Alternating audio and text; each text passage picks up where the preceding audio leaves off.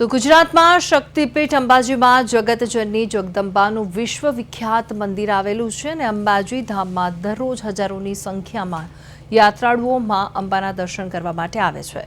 ત્યારે અંબાજીમાં મોટી સંખ્યામાં આવતા યાત્રાળુઓ માટેના ભોજન અને નાસ્તા માટે અનેક પ્રાઇવેટ હોટલ અને રેસ્ટોરન્ટ આવેલા છે। તો સાથે સાથે યાત્રાળુઓને ધ્યાનમાં રાખીને અંબાજી મંદિર દેવસ્થાન ટ્રસ્ટ દ્વારા નિઃશુલ્ક અંબિકા અન્ન ક્ષેત્ર પણ વર્ષોથી કાર્યરત છે, જ્યાં દરરોજ 8,000 જેટલા ભક્તો નિઃશુલ્ક ભોજનનો લાભ લે છે।